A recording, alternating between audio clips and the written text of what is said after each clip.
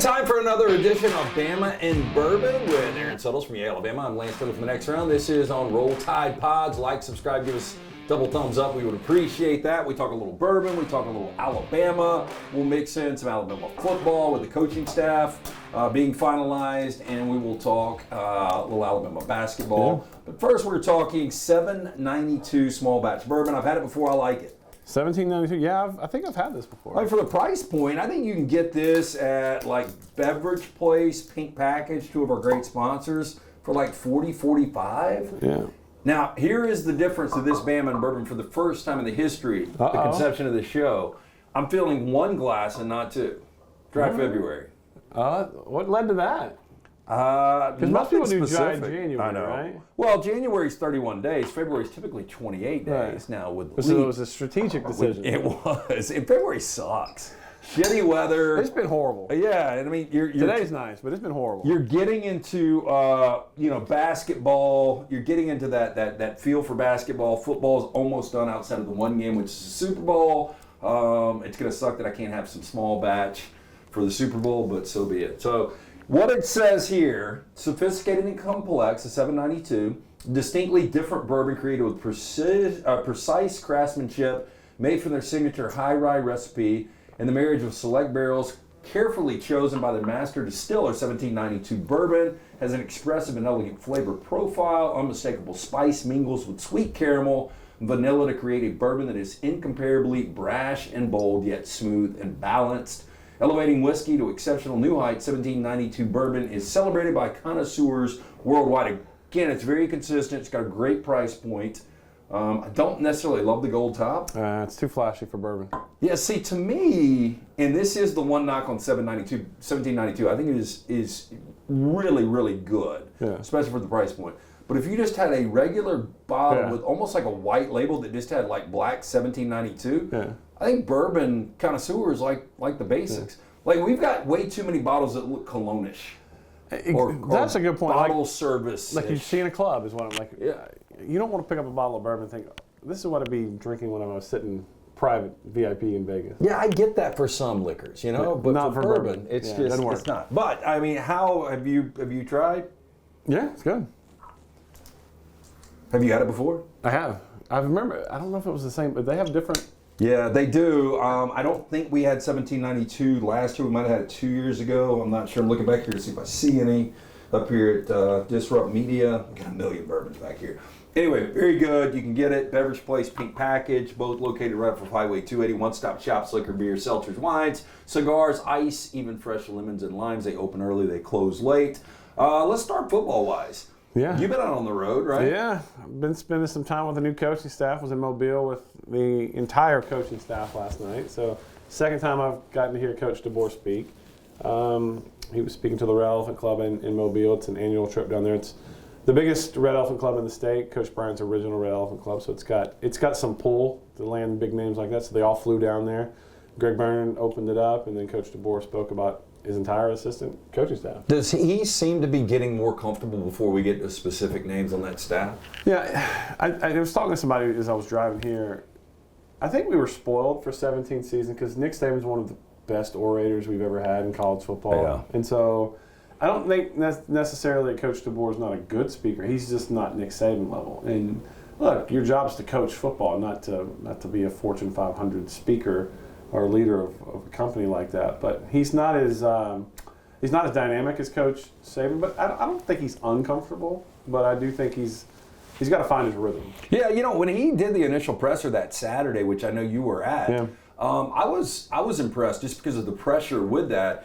And I guess Coach Saban right in front of him. Right in front. But, moving forward, everything is going to be graded on the Saban scale, including these caravans, these recruiting trips, the Red Elephant Club speaking engagements, absolutely everything. And, it was one of those things, as you said, kind of Alabama fans spoiled for 17 years.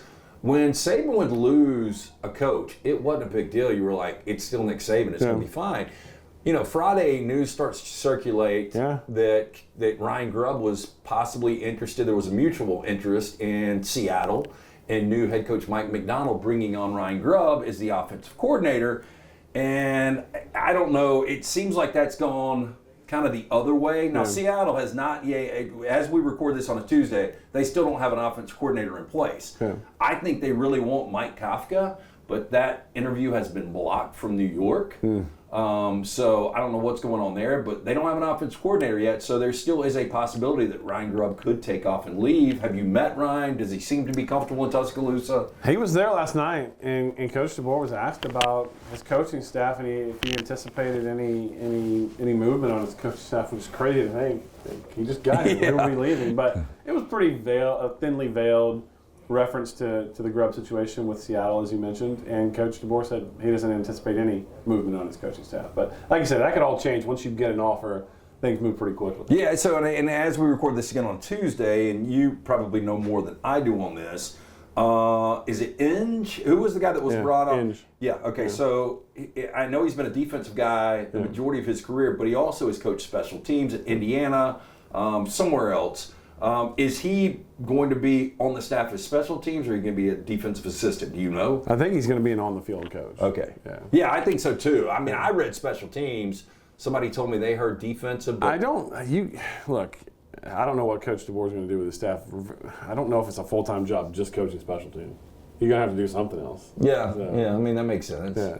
I would imagine he'll have dual titles next to his name. Yeah, and Alabama fans aren't. I don't think Alabama fans are comfortable until they see the product. I mean, you really can't be. I mean, you can go by. I believe this guy's a winner everywhere he's been, from Sioux Falls to Fresno to Washington, and I think ultimately best job he's ever had. I think he's going to do really good things with it. But Alabama fans are going to hold in reserve judgment until they actually see something. I'll open this up to our Bama and Bourbon listeners, because this was asked of me on my way here. Not even asking me, it was just a statement told to me. If Alabama didn't make the 12-team playoff this year, it's an abject failure. Yeah, it is. So, and my question would be, okay, what gets you into the playoff this year? Is it? It's 9-3 or 10-2. That's what I'm saying. Is it almost better if you don't make the SEC championship game with the risk of picking up a third loss? Yeah, I think it is. And we went through the schedule today. It was interesting because Bet Online, one of the services released win totals for 2024. Alabama is almost always 10.5 or 11. They want you to go to 11. They want you to commit to 11 wins. And now with the newly expanded conferences, more difficult games, and the departure of Nick Saban, that number has dropped to 9.5, which that's where I thought the number would be. Yeah. You start to look at the regular season, I still think Georgia's going to be a slight favorite in Tuscaloosa. Yeah. And I think Alabama's going to be a slight dog in Baton Rouge. I don't know enough about what quarterback. Yeah, I'm just saying that right now. Now, when we get to that game, Bama could be a 6-point favorite. They could be a 6-point dog. Driving back from Mobile, we played this game last night in the car. I got some time on those back roads coming back from Mobile to Tuscaloosa. But you start looking at it, you're going to be favored on the road at Washington. Yep. But that November's, you don't know really what to expect from Oklahoma, but you get Oklahoma, you get LSU, and you get Auburn, all in November. You're going to get, as you mentioned, Georgia. So if I had to pick two that they would lose to, I'd probably agree with yours. Yeah. So, and you got tough games. Obviously, you said Auburn, Missouri, and Tennessee are in there. But let's just say you lose those two games. You don't want to risk both road games. Yeah, both road games. Yeah. No, Georgia's home. You don't want to risk that third loss to end the season against Auburn because I think that 9-3 you're probably on the other side. But it is almost like 10-2 not going to the SEC championship, or 10-2 going. Because if you go at 10-2 and you lose that game, lasting impression's a loss. Yeah. It's almost better to sit home I agree. And be 10-2. But I do agree that, and I don't know if it's 100% a failing system if you don't make that 12-team playoff. But I can't tell you, is there a year outside of Nick Saban's first where he wouldn't have made the 12-team playoff? Maybe 10. I don't think so. Maybe. Because you think about the 3 losses in 10, South Carolina was really good that year. They won 11 games. LSU, and Auburn. Yeah. And Auburn, ends up playing for the national championship. And the way that game played out, I would have said Alabama was one of the 12 best teams in college football. I want to bring this up because if there is a criticism to be had, and very minute criticism of Nick Saban, is I always thought his teams were very tight. I thought he coached very tight against Auburn, despite the majority of that his tenure had vastly more talent than Auburn did. I think you give Kalen DeBoer more talent than Auburn, he's just going to beat him. Well, he's going to put foot down. You're right. Yeah. And I don't disagree with that. And most of those games, They were in Jordan-Hare. You had some weird This one's in bounces. Tuscaloosa. Yeah, this one's in Tuscaloosa. Going for the thumb. Yeah, there is no. I mean, that would be if Alabama was to lose 2 games and the third loss to Auburn that keeps them out of a college football playoff when you have home. more talent at home in your first Iron Bowl. Yeah, that would be disastrous for Alabama fans. Okay, so this is Bama and Bourbon. It is with Aaron Suttles from Alabama. I'm Lance Taylor for the next round. It is on Roll Tide Pods. Like, subscribe, give us that thumbs up. We're previewing a little 1792 small batch bourbon. I've been a fan of this product for a while. The one critique we have is the bottle. Yeah. I think some people out there like the club look. I would think most of those are probably under 30 bourbon. Connoisseurs that are actually able to get bottle service in a club in Miami, and they don't mind this flash. But again, it's a good product. The price point's really good. You can pick it up at the pink package or the beverage place. Let me ask you this: we're both connoisseurs of Vegas. What's bottle service costing you this weekend? Oh my God! So with the Super Bowl in town. Yeah, you could get like a bottle of 1792 is probably $300 out there. Yeah. On probably 6, they're probably doubling everything. Yeah. So you're probably paying $600 for what you could get. And they're probably jacking the prices up because how many people want to sit? Oh, yeah. VIP. So because you got to figure this. Everybody in Vegas, not everybody, the majority of people this weekend have gotten money. Yes. And why go if not? Yeah, and I'm one of those, if I've got that kind of money, I'm not going to go stand around in the club. No. My ass is sitting down. And I am going to enjoy my drinks. Bring me my drinks, make my drinks. Yeah, I don't want to battle up there to run a tab, any of that. You reach a certain age, just like, if you're going to do it, do it right. Do it. Yep, I agree with you 100%. Okay, speaking of doing it right, you guys, everybody's still trying to figure out with no guardrails the collective thing. Yeah. You guys seem to have it dialed in. You got new gear all the time. Yeah. Yay, Alabama. How can people get involved that are big Alabama fans that want Alabama to continue? Moving up, being competitive, winning national championships. Yeah, well, if you want exclusive content, I just did an interview with Justice Haynes, running back today. So this new coaching staff is the media rules are going to be different. I mean, the coach staff's going to be available to us, and we're going to have exclusive content for you. And you're going to get that at Yay Alabama. So yay-alabama.com/fans. There's no excuse. You want Alabama to win, this coaching staff needs it. Because if there's a question, which we haven't seen in 17 years, is can he recruit? Getting Ryan Williams was huge, but it's going to take more than one player. And to be able to recruit, we're going to have some NIL strength to be competitive with all these other schools. And that's the one question mark left for this staff. So if you want Alabama to win, put your money where your mouth is and join your Alabama. Yeah, look, and not only football, but basketball, which we'll kind of shift to right now. Alabama. How about this team, baby? Man, coming off a 32-point win. They have now won 10 of 11. I mean, they got it done both. I ended up cutting the game off early in the second half and put on a movie on a Saturday night because there was, and full disclosure, I gave out 7 plays at lanceslog.com. I went 5-2. One of my 2 losses, I had Mississippi State. And I was what was that number, 8.5? Dumb. Yeah, it went off at 8.5. Yeah. And just complete domination. But I think if I'm an Alabama fan, I get excited because a guy like Jaron Stevenson comes in, and he's hitting perimeter shots. And Wrightsell's been hitting those for a week plus. Wrightsell's been the key, man. These guys, you've got so many offensive options. And look, you did force, although Mississippi State played sloppy basketball, you forced them into 18 turnovers, and they were 4-16 behind the arc. So that combination of Alabama basketball and Coleman Saturday night, that is deadly, and they do look like a top 10 team when they play like that. I mean, they got their hands cut out, or their hands tied behind their back for at Auburn. We all know what Neville can be. But look, Grant Nelson, 2 points on Saturday versus Mississippi State. How many threes did Alabama miss? A ton. A ton, yeah. And still won going away. So this team offensively can find different ways to bury you. Mississippi State's not a great offensive team, but Alabama's defense, I thought, really showed up. And Chris Jans can coach defense. And when you score 99 points on a team like Mississippi State, this is still a team that has aspirations to get in the NCAA tournament. Absolutely. Yeah. I mean, you start looking at that Indiana State win for Alabama suddenly looks great. South Carolina win looks great. Well, they're ranked number 15 right now. First time ranked since 2017. Yeah, I mean, so look, just looking at the league, just looking, Tennessee looks like the best team. And Tennessee handled Alabama up on. Yeah, I think when Tennessee plays their best, they are the best. They're a frustrating team to play. It depends on how the game's played. If the officials aren't going to call that hand check, they're very difficult to play against. But Alabama's going to get them at home. If Alabama somehow gets this win tomorrow night at Auburn, regular season's theirs. I think they got a really good shot to win the SEC. Yeah, because then you have 8 games left, and it would be hard to imagine. You still got Kentucky, you got 6-2. Tennessee, you got Auburn. I mean, so yeah, you get past Auburn, you win that one, you're what, 9-1? Yeah.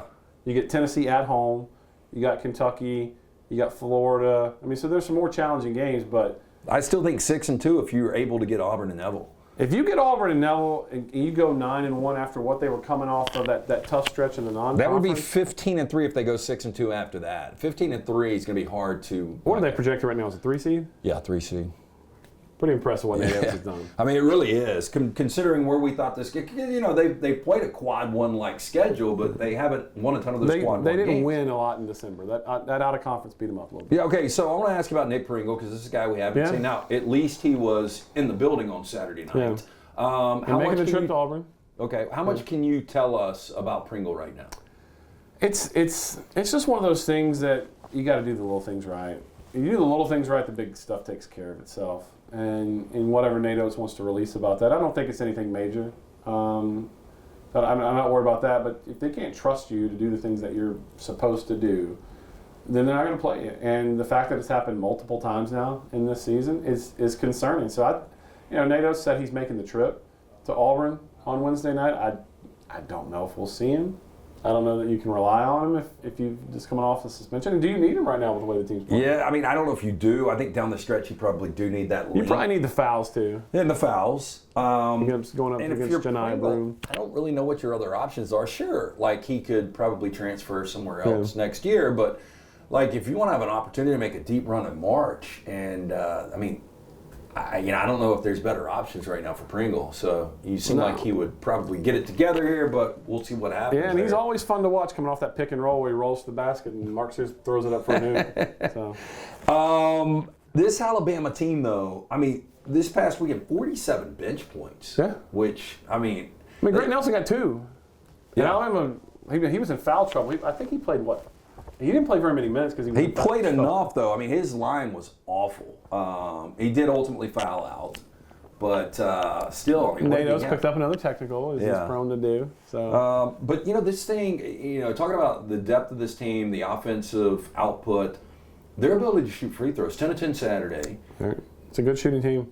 I mean, it all really comes down to how well the defense played. But you remember a time when Alabama was awful at shooting free throws. It was an Achilles heel. It was a running joke. I mean, that they would cost themselves games because they couldn't hit their free throws. This is what I love about this team is that Mark Sears could not even look like he's in the game for 8 minutes and then just turn it on in a stretch. He decides when he wants to go. And he just turns it on like that. So good. And Aaron Estrada on his 23rd birthday, 15, 8, and 3. Jared Stevens, as you missed, want to go 4 or 5 from 3? Yeah, I mean, this team is really, they're playing their best basketball right now as we are about to hit that second home stretch in the SEC schedule. Bama and Bourbon is brought to you by our friends at the Beverage Place and Pink Package. Get in and see our friend Chan, JJ, the fine folks there. Again, they open early, they close late. 2 great locations right there off of Highway 280.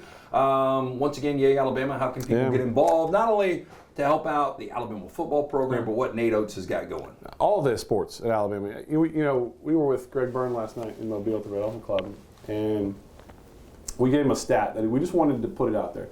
If Alabama just had half of Bryant-Denny Stadium sign up for NIL, just half at the base minimum, that's $10 million.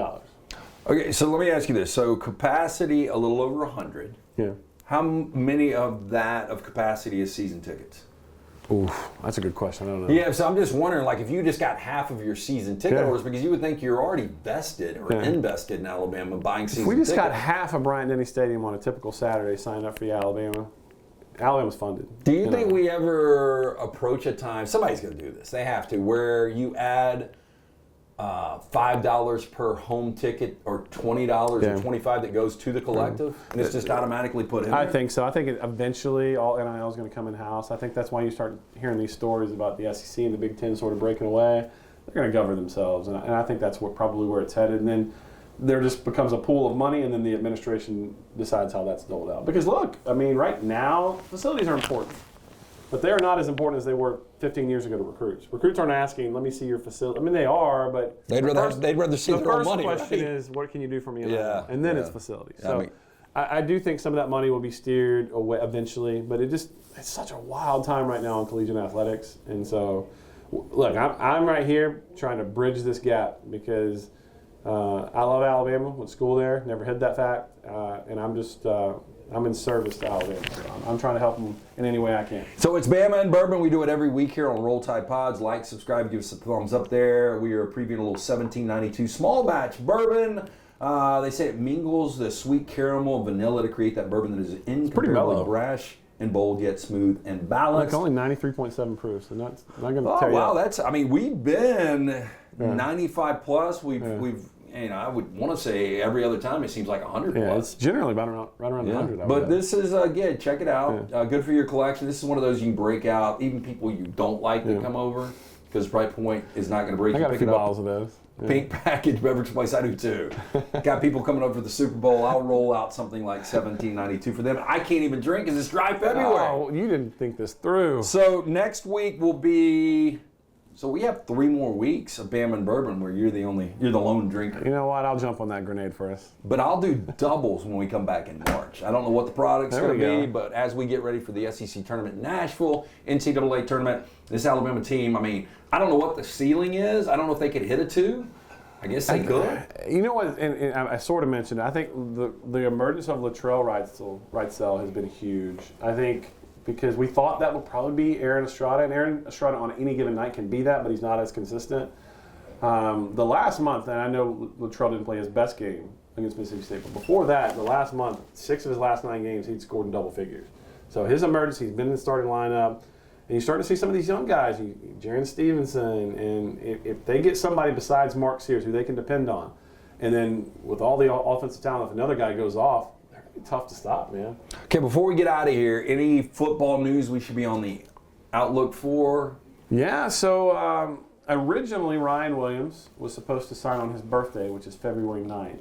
He has now moved that up and said he's going to sign on on tomorrow, on signing day. So he's already committed to Alabama. He canceled his Auburn visit, but if he's going to lock it down, I'll tell you this. We've talked about him a lot on this show. He won Mr. Football at 15 years old. He won it again at 16. He's 16 years old. He didn't turn 17 until later this week. So we'll keep an eye on and crossing our fingers we get that national letter of intent tomorrow. Okay, as we record again on a Wednesday, tomorrow is NIL Day. It's also Alabama going to Neville. So what's bigger for Alabama fans, getting the win at Neville, or is there one recruit? Obviously Ryan Williams seems like that thing is a done deal, but is there one guy that could actually flip, or could it Not last? that I know of. Okay. I think getting the win at Neville, because Auburn, they want to win that game bad. Oh yeah, look, this would be a statement from Alabama. If Alabama wins this game, look out. Again, Bama and Bourbon, we do it every week. Tell your friends, anybody that likes Bama, they like bourbon. Hopefully they'll like the podcast, like, subscribe, Roll Tide Pods. 2 thumbs up. We will see you guys next week right here on Bama and Bourbon.